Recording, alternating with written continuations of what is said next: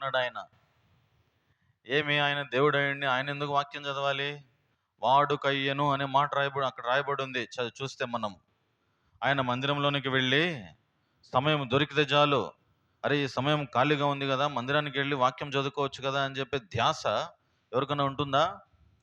ఆయనకుంది. ఆయన పోయి అక్కడ కూర్చొని ఏం చేస్తున్నాడు? ఆయన వాక్యం చదువుతున్నాడు. ఎక్కడుందన్నమాట? లూకాసు వార్త 4వ అధ్యాయం 16వ వచనం. మళ్ళీ చదవండి. ఆయనకున్నటువంటి వాడుక ఏమిటో. లూకాసు వార్త 4వ అధ్యాయం 16వ వచనం. తర్వాత ఆయన తన వాడుక చొప్పున, ఈ మాట చాలా అర్థం చేసుకోవాలి. తన వాడుక చొప్పున ఏం చేస్తున్నాడు ఆయన? విశ్రాంతి దినమందు సమాజ మందిరంలోనికి వెళ్ళి చదువుటకై నిలుచుండెను. సమాజ మందిరములోనికి వెళ్ళి చదువుటకు నిలుచున్నాడు. సమాజ మందిరములోనికి వెళ్ళి వాక్యం చదువుతున్నాడు ఆయన. వాక్యం అర్థం చేసుకుంటున్నాడు. వాక్యములో ఉన్న సత్యాన్ని గ్రహిస్తున్నాడు. వాక్యము మనల్ని ఏం చేస్తుందంటే బలపరుస్తుంది. 3 పూట్ల భోజనం ఎట్లా అవసరమో మన కడుపుకు, ఆత్మీయమైన జీవితానికి అంతే వాక్యం అవసరం. ఒకవేళ నువ్వు వాక్యం వినకపోతే 1 నెల, 2 నెలలు, 3 నెలలు అసలు వాక్యమే చదవద్దు. అప్పుడు నీ ఆత్మ జీవిస్తుందా, చచ్చిపోతుందా? ఒక రోజే అన్నం తినకపోతే అబ్బా అన్నమే తినలేదు సార్ పొద్దున్న నేను అని అంటాం. ఎంత ముఖం వికారం చేసుకుంటామో చేసుకోమా?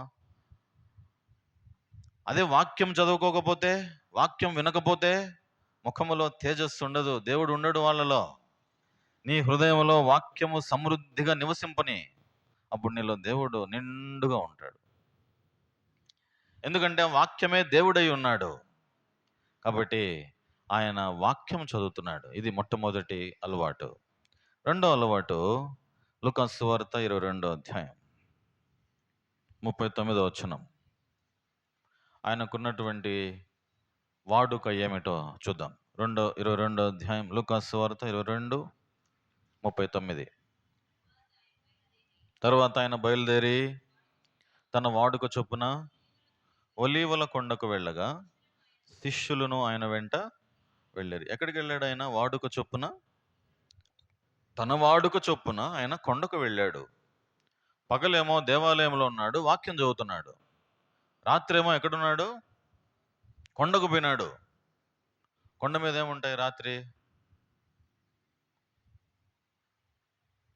నిన్న మా నాన్న కొండకు పోయినాడు సీతాఫలం కాయల కోసం. పోతే అక్కడ చిరుతపులులు తిరుగుతున్నాయంట. ఏమున్నాయంట? మొత్తం మీద దాని చేతికి చిక్కలే, క్షేమంగా మన మధ్యన ఉన్నాడు దేవుని దయాన్ని బట్టి. అయితే కొండలో ఏముంటాయి? కొండ మీద ఏముంటాయి? క్రూర మృగాలు ఉంటాయి. ఎందుకు ఆయన కొండ మీదకి వెళ్తున్నాడు?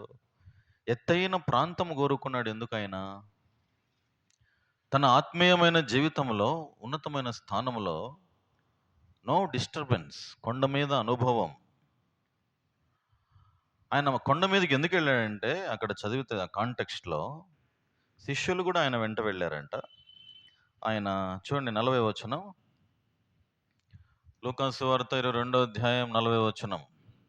ఆ చోటు చేరి ఆయన వారితో, మీరు శోధనలో ప్రవేశించుకున్నట్లు, దిస్ ఈస్ ద పర్పస్. ఎందుకు పోయినాడంటే, కొండ మీదకి ఎందుకు పోయినాడంటే ప్రార్థన చేయడానికి పోయినాడు, ప్రార్థించుకోవడానికి.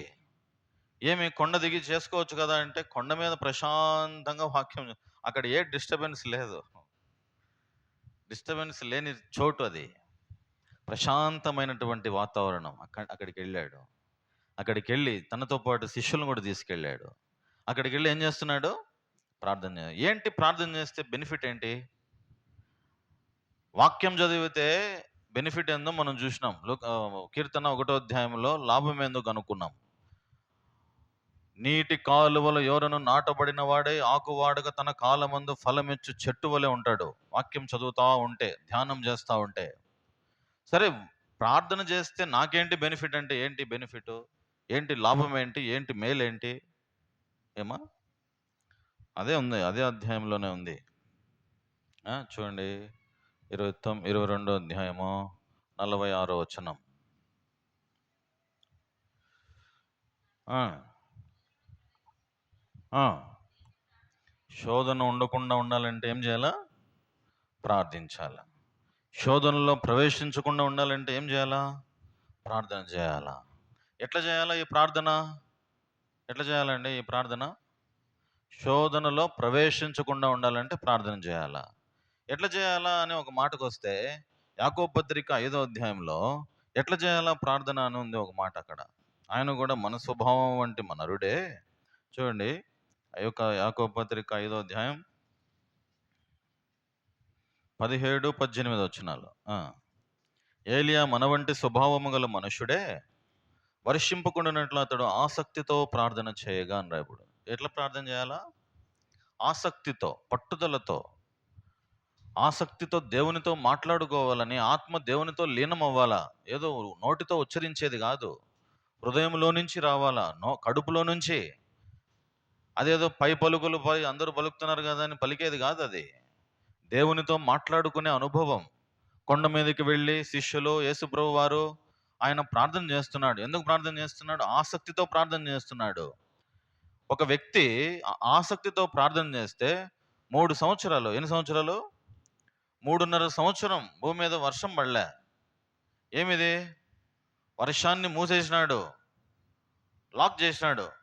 మళ్ళా ప్రార్థన చేస్తే అది వర్షం పడింది. అంటే ఎట్లాంటి ప్రార్థన? ప్రార్థనలో ఎంత శక్తి ఉంది! ఏమైనా జయించవచ్చు ప్రార్థనలో. కాబట్టి రెండవ అలవాటు యేసుప్రభుకు ఉన్నది ఏంటంటే, ఆయన కొండ మీదకి వెళ్ళి ఏకాంతంగా ప్రార్థన చేస్తున్నాడు.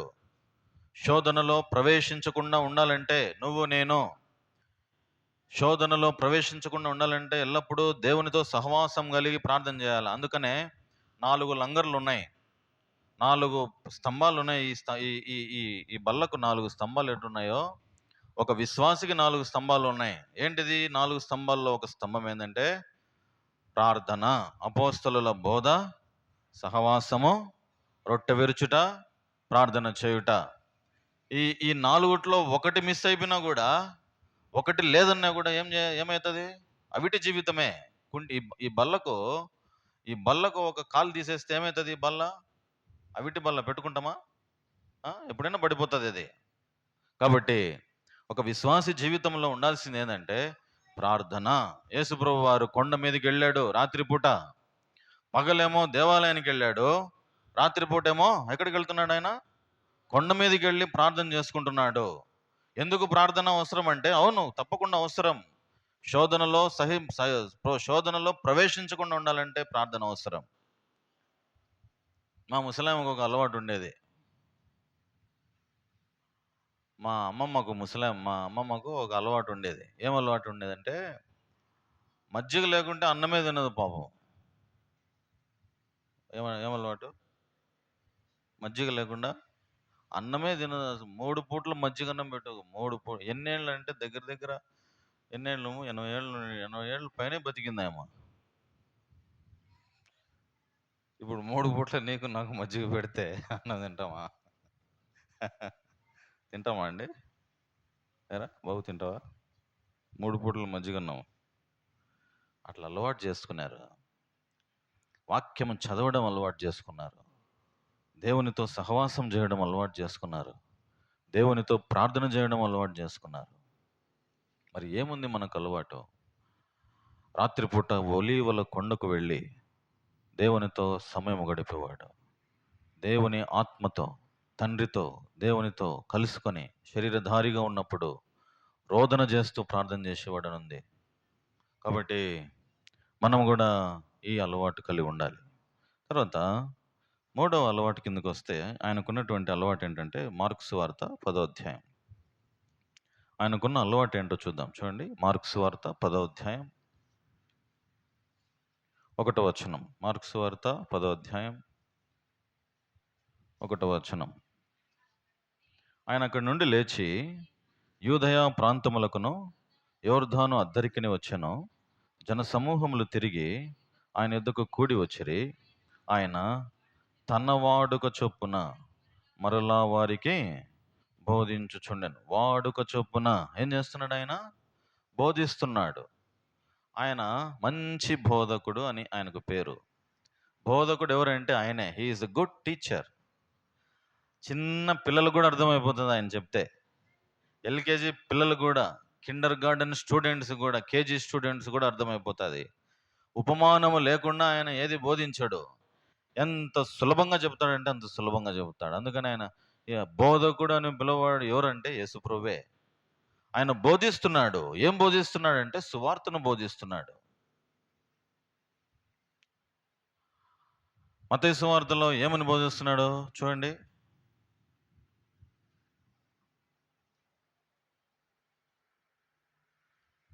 3వ అధ్యాయము 17వ వచనం. 4వ అధ్యాయం 17వ వచనం. మత్తయి సువార్త 4వ అధ్యాయం 17వ వచనం. అప్పటి నుండి యేసు పరలోక రాజ్యము సమీపించింది కనుక మారు మనస్సు పొందుడని చెప్పుచు ప్రకటింప మొదలుపెట్టెను. అప్పటి నుంచి స్టార్ట్ చేసినాడు. ఏమని బోధిస్తున్నాడు ఆయన? పరలోక రాజ్యము సమీపించుచున్నది. పరలోక రాజ్యం, హెవెన్ ఈజ్ వెరీ నియర్. పరలోక రాజ్యము సమీపించింది. అందరూ ఏమవ్వాలా? మారు మనసు పొందాలి. ఇది ఆయన ప్రకటించేది. సువార్త ప్రకటిస్తున్నాడు. ఆయన 3వ అలవాటు ఏం చేస్తున్నాడంటే వాడుక చొప్పున ప్రతి ఒక్కరికి మంచి బోధ చేస్తున్నాడు. ఆయన సువార్త ప్రకటన చేస్తున్నాడు. నీకు నాకు వార్నింగ్ ఏం తెలిసిన బైబిల్ ఏం చెప్తుందంటే వార్నింగ్ కొరింథీ పత్రికలో చూడండి. ఏంటిది వార్నింగ్ అంటే 1 కొరింథీ పత్రిక 9వ అధ్యాయం 16వ వచనం.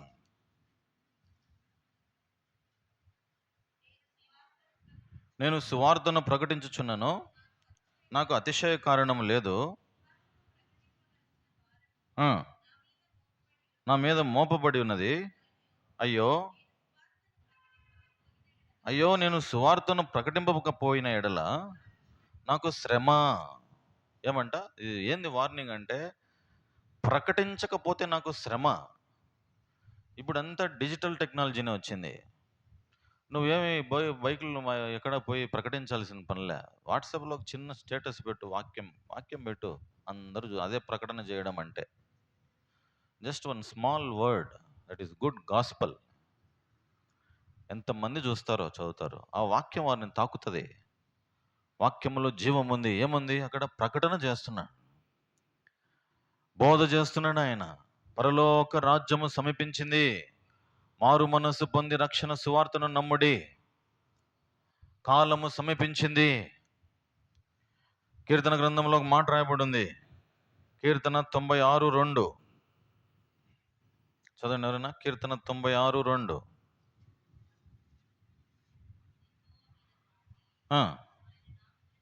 ఆయన నామమును స్తుతించుడి. ఏం చేయాలంటే ఇది అనుదినము ఆయన రక్షణ సువార్తను ప్రకటించుడి. అనుదినము ఆయన రక్షణ సువార్తను ప్రకటించుడి. ఒకరోజు కాదు, ఒకరోజు అని రాయబడిందా? అనుదినము ఆయన రక్షణ. మంచిని ప్రకటించు, మంచిని బోధించు, మంచిని పంచు. నీకు తెలిసింది నీ వరకే పెట్టుకుంటే ఎట్లా? స్వార్థమవుతుంది. నీ వరకు నువ్వే బాగుపడితే స్వార్థమవుతుంది. 10 మంది తిన్నారనుకో, అది దేవుని బుద్ధి. 10 మంది బాగుండాలనేది దేవుని బుద్ధి. దైవ గుణం ఏంటంటే అందరూ బాగుండాలా, అందరూ మారు మనసు పొందాలా, అందరూ జీవితాన్ని మార్చుకోవాలా, అందరూ జీవితానికి కలిగినటువంటి అర్థం తెలుసుకోవాలా, పరలోక రాజ్యం చేరాలనేది ఆయన తపన. ఇంకా ఏమంటాడంటే ఆయన కోరిక ఒక మాట, సత్యమును గూర్చిన అనుభవ జ్ఞానము కలిగిన వారై ఉండాలని ఆయన కోరుతున్నాడంట. అందరూ అంతటను మారు మనస్సు పొందవలనని దేవుడు దీర్ఘశాంతము చూపుతున్నాడంట. కాబట్టి ఆయనకున్న అలవాటు ఏంటంటే ఆయన సువార్తను ప్రకటిస్తున్నాడు. పరలోక రాజ్యం సమీపించి, దయచేసి అందరూ మారు మనస్సు పొందండి. రిపెంట్. ఒకవేళ మారు మనస్సు పొందకపోతే, మనసు మార్చుకోకపోతే, జీవితాన్ని మార్చుకోకపోతే, చెడు అలవాట్లు కలిగి చెడు హృదయాన్ని కలిగి ఉంటే నీకు ఒకరోజు శిక్ష తప్పదు, పాపమును బట్టి మరణం తప్పదు. కాబట్టి జీవితం మార్చుకో. ఈ క్షణమే యేసు ప్రభువుని అంగీకరించు. ఆయన పాపములు క్షమించడానికి అధికారము కలిగిన దేవుడు. ఆయన తప్ప ఇంకా వేరే మార్గం లేదు. ఏమంటాడంటే నేనే మార్గం, నేనే సత్యము, నేనే జీవం, పరలోకానికి మార్గము నా ద్వారానే ఉంది. ఇది మతము కాదు, ఒక మంచి మార్గం. నువ్వు ఎన్ని తప్పులు ఉన్నాయని కనుక్కో, బైబిల్ తీసుకో. నేను కూడా హిందువునే, నేను కూడా చూసిన ఏ తప్పు కూడా నాకు కనపడలే. అనేక మంది బైబిల్లో బురద జల్లాలని ప్రయత్నం చేసినారు, ఎవరు నిరూపించలేకపోయినారు. ఇది వాస్తవిక గ్రంథం, ఉన్నది ఉన్నట్టుగా చూపించినాడు ఆయన. ఏమి అబద్ధాలు ఏం పెట్టలేదు దీంట్లో, ఉన్నది ఉన్నట్టుగా. కన్క్లూజన్గా నేను ఒక మాట చెప్తాను, మీరు అందరూ ఒక మాట నేర్చుకుని పోవాలి ఈరోజు ఇక్కడ నుంచి, హృదయంలో నాటుకుపోవాలి మాట. అపోస్తల కార్యములు తీయండి, అపోస్తల కార్యములు 17వ అధ్యాయం. అపోస్తల కార్యములు 17వ అధ్యాయం 11వ వచనం.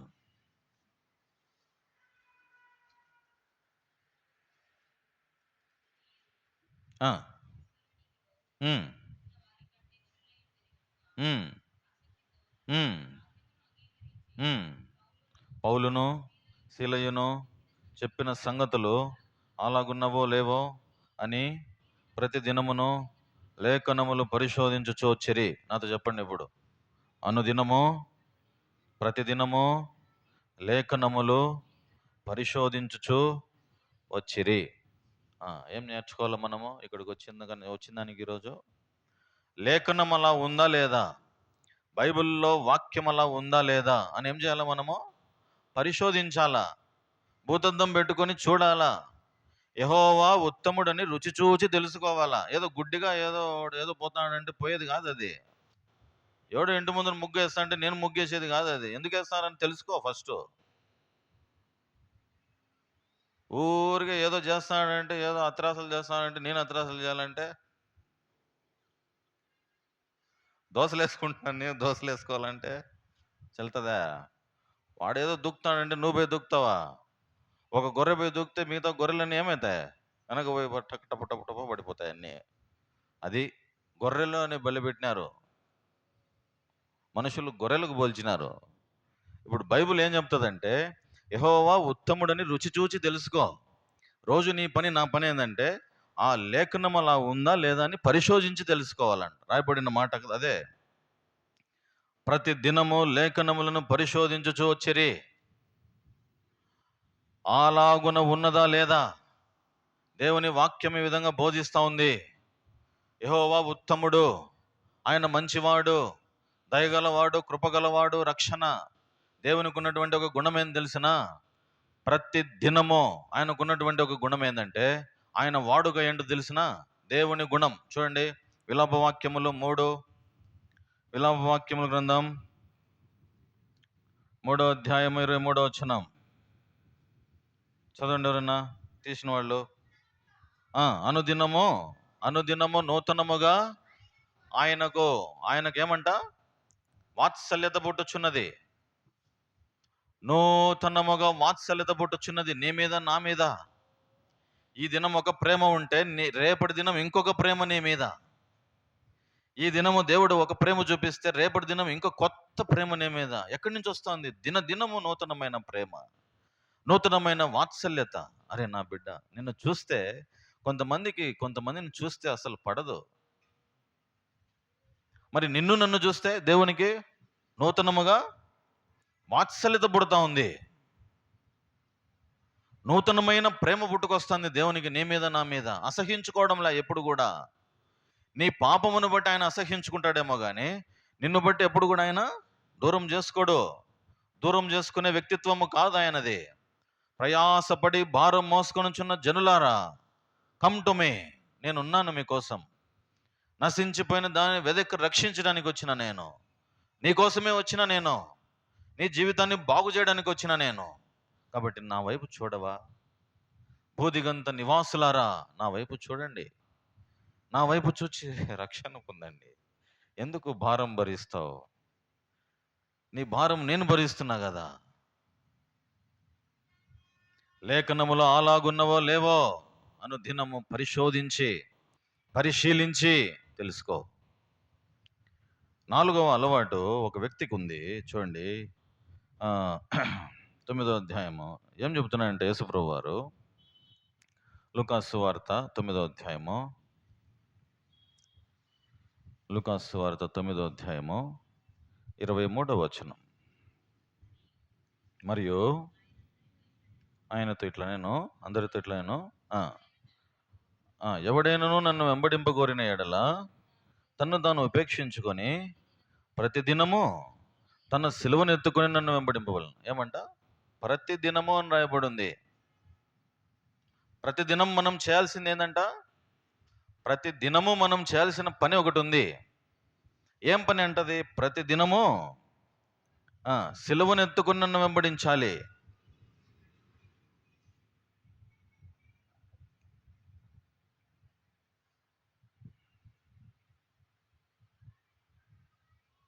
ఆయనను వెంబడించాలి, సిలువను ఎత్తుకొని వెంబడించాలి. ఆయన భారం మన మీద ఏం పెట్టాడు, భారం అంతా ఆయన మోస్తాడు. నా కాడి సులువుగా ఉంది అంటాడు. సులువైన కాడి. నీ మీద భారం పెట్టి పడు నువ్వు సావు అని చెప్పడు. అట్లా వేసేది కాదు. ఆయన గుణం అట్టడిది కాదు. నువ్వు బాధపడతా అంటే ఆయన బాధపడతాడు. నీ భారం తీసుకుంటాడు ఆయన. నీ నొప్పి ఆయన తీసుకుంటాడు. నిన్ను ఒంటరిగా విడిచిపెట్టే రకం కాదు ఆయన. మనుషులేమో నిన్ను వదిలిపెట్టేస్తారు, మనోసేట ఎక్కుతారు, బాగా ఎక్కిస్తారు, నిన్ను బాగా పైకి ఎక్కించి ఆ నుంచి వదిలేస్తారు. పోయి సావురను అని, ఎట్టన్నా సావు నువ్వు అని. ఆ నుంచి ఎట్టొచ్చేది? అంతే. దేవుడు అట్టు విడిచిపెట్టేవాడుగా. నేను నిన్ను ఎన్నడూ విడువను.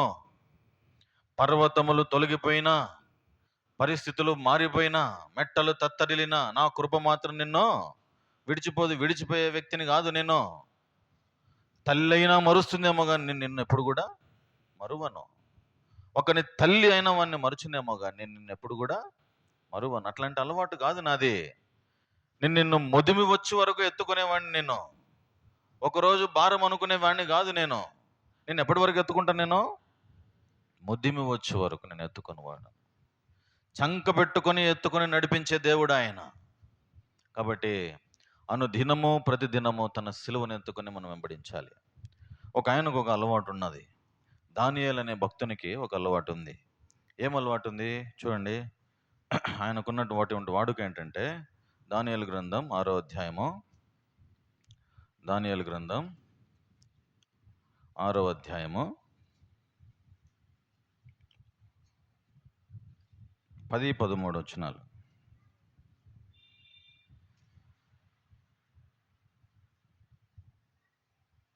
దానియేలు గ్రంథం 6వ అధ్యాయము 10వ వచనం చదవండి.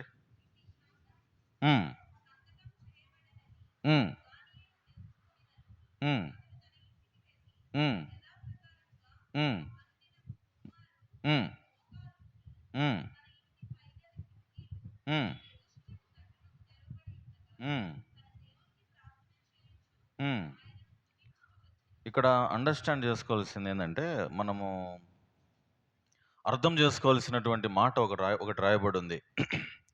అనుదినము ముమ్మారు అని రాయబడి, అనుదినము ముమ్మారు మోకాళ్ళుని అని రాయబడి ఉంది. అనుదినం 3 పూట్ల మనం భోజనం చేస్తామా చేయమా?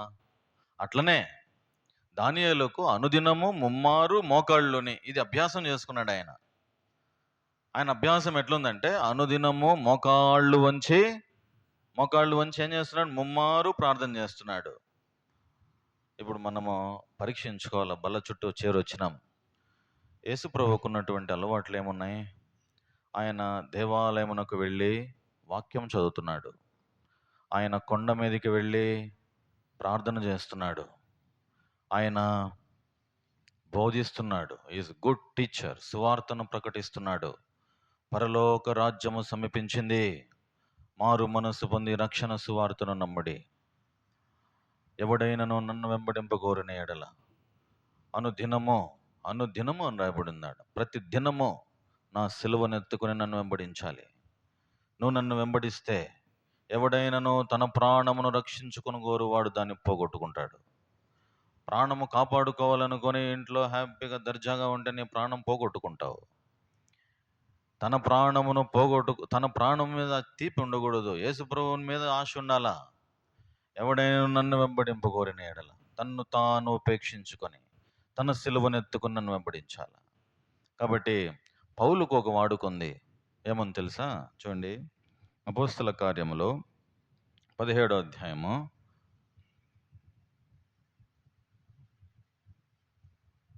17వ అధ్యాయం 2వ వచనం. ఆ, ఆ, ఆ, ఆ, ఆ, ఆ, ఆ, ఆ. చెప్పుచు తర్కించుచుండెను. ఏం చేస్తున్నాడు ఆయన? వాడుకేంటి? ఆయన వాడుకేంటి? ప్రచురం చేస్తున్నాడు. యేసే క్రీస్తు, లేఖనములను వివరిస్తున్నాడు. ఇప్పుడు ఎంతో మంది భక్తులకు చాలా వాడుకలు ఉన్నాయి. అనేకమైన భక్తులు ఉన్నారు. అందరి గురించి చెప్పను. చివరికి ఒక మాట చెప్పి ముగించేస్తా. దావీదు యుద్ధానికి పోయినాడు. దావీదు యుద్ధానికి పోతా ఉంటే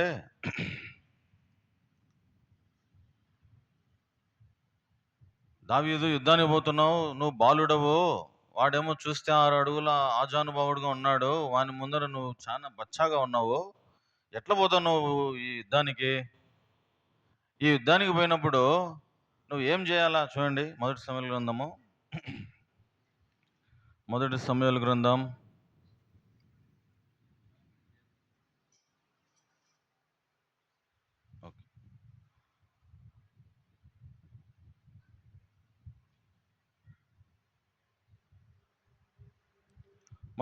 గ్రంథం 17వ అధ్యాయం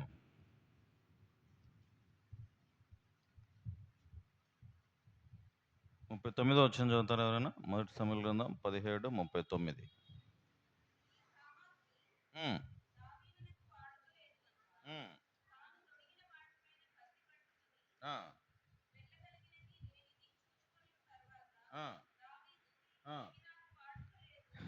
ఎంత బాగా చెప్తున్నాడు చూడండి ఈ మాట. ఇవి నాకు వాడుక లేదు, వీటితో నేను వెళ్ళలేను. ఏందండి ఈ మాట? వీటితో నాకు వాడుక లేదు. నీవు బాలుడవు, బాల్యము నుండి యుద్ధాభ్యాసము చేసిన వాడవు కాదు. నీకు అసలు యుద్ధం తెలియదు. నీ యుద్ధంలో ఫస్ట్ టైం పోతున్నావు. నువ్వు యుద్ధానికి పోయేటప్పుడు నువ్వు కనీసం ఇవి పెట్టుకొని పో అని చెప్పి కొంతమంది చెప్తా ఉంటే, దావీదు ఏమన్నాడంటే, ఇవి పెట్టుకోవడం నాకు ఇష్టం లేదు, వాడుక లేదు, నాకు అసలు అభ్యాసమే లేదు అవి పెట్టుకోవడం. నాకు తెలిసిందంతా ఒకటే, దేవుని దగ్గర ప్రార్థన చేయడం, యెహోవా నామమును ధరించుకొని పోవడమే. యెహోవా నామమును మాత్రమే నేను ధరించుకొని ముందుకు పోతున్న యుద్ధానికి. ఆత్మతో నింపబడ్డాడు దావీదు. ఈ పైన ఉన్నటువంటి ఆభరణాలు ధరించుకొని, కవచం ధరించుకొని పోయేది కాదు. కానీ ఆయనకున్న అలవాటు ఏంటంటే, వాడుక ఏంటంటే, ఇవన్నీ నాకు ఆడుకు కాదు, దేవుణ్ణి ధరించుకొని ముందుకు పోతున్నా నేను యుద్ధానికి.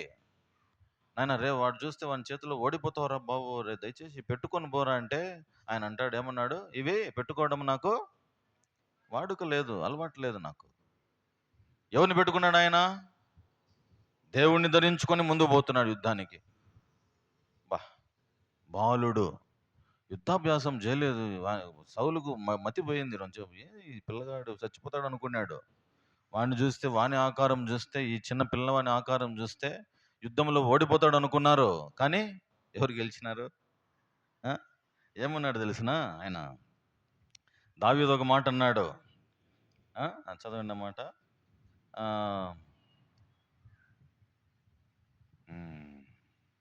17వ అధ్యాయం 45వ వచనం.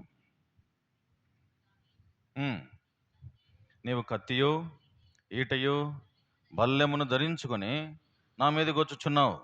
అయితే నీవు తిరస్కరించిన ఇశ్రాయేలీయుల సైన్యములకు అధిపతి యెహోవా పేరిట నేను నీ మీదకి వచ్చాను. నీవేమో ఎట్లా వస్తున్నావు? కత్తి పట్టుకున్నావు, ఈట పట్టుకున్నావు, బల్లెం పట్టుకున్నావు, నా మీదకి వస్తున్నావు. నేనేం పట్టుకున్నా? ఏం పట్టుకొని వస్తున్నా నేను? యెహోవా పేరిట హృదయములో ఆత్మతో నింపబడి యేసు ప్రభువును ధరించుకొని నేను యుద్ధానికి వస్తున్నా. ఇప్పుడు ప్రశ్న ఏంటంటే, ఇప్పుడు నువ్వు నేను దేవుణ్ణి ధరించుకున్నామా? బాలుడైన దావీదు యుద్ధానికి పోవడానికి ఎంత ధైర్యంగా పోయినాడంటే, శత్రువును ఓడించే శక్తి సామర్థ్యం నా దేవునికి ఉంది. ఆయనను బట్టి నేను ముందుకు పోతానని చెప్పినాడు. కాబట్టి మనము పరిస్థితులు ఎన్నొచ్చినా కూడా యేసు ప్రభువును అనుసరించి పోవాలి. యేసు వైపు చూచుచూ పోవాలి. ఆయనే మనకు మాదిరి. ఆయనే మనకు మంచి అలవాట్లు నేర్పుతాడు. ఆయనకున్న అలవాట్లు ఏంటివి? ఆయనకున్న అలవాట్లు ఏంటి? 3 అలవాట్లు చూసినాం. ఏంటివి అవి? పగలు ఏం చేస్తున్నాడు ఆయన? వాక్యం చదువుతున్నాడు. తర్వాత కొండకు వెళ్ళి ప్రార్థన చేసుకుంటున్నాడు. తర్వాత ఏం చేస్తున్నాడు? సువార్త ప్రకటన చేస్తున్నాడు. మంచిని పంచుతున్నాడు. ఇవి చేయలేవా నువ్వు దేవుని కోసం? భూమి మీద నీ జీవం ఉన్నంత వరకు, నీ ఆయువు ఉన్నంత వరకు దేవుని కోసం ప్రయాసపడలేవా? ఈ 3 చేయలేవా? వాక్యం చదవలేవా? ఏమైనా ఖర్చు అవుతుందా నీకు?